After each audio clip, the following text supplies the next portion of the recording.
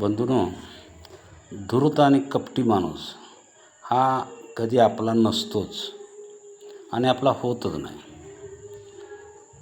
एका हंसाचा आणि लांडग्याची जोरदार गट्टी जमली. दोघं एकमेकाला चांगला जीव लावून होते. हंस वरनं फिरून कुठं जनावर मेलेलं तो लांडग्याला सांगायचा, लांडगा जाऊन तर खायचा, लांडग्याचं पोट चालायचं. अशी खूप दिवस गट्टी जमली असताना एक दिवशी लांडग्याला काहीच खायला मिळालं नाही आणि त्यानं बेसावध असताना हंसाचं मनगुटं पकडलं. हंस त्याला म्हणला, अरे बाबा, मी तुझा मित्र आहे, तू असं का करतोय, असं का करतोय. त्यानं त्याला बोलण्याचा चान्सही दिला नाही, मोकासुद्धा दिला नाही आणि त्या हंसाला त्यानं खाऊन टाकला.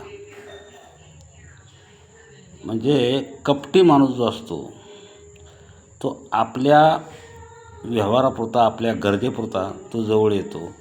गरज संपली की तो आपलं गुण दाखवायला लागतो. जसा विंचवाचा गुणधर्म चावणे हाच आहे, तसा कपटी माणसाचा एकच गुणधर्म वेळेपुरतं जवळ जायचं, वेळ संपली की त्या माणसाला धोका द्यायचा. अशा कपटी माणसापासून आपण सावध राहिलं पाहिजे.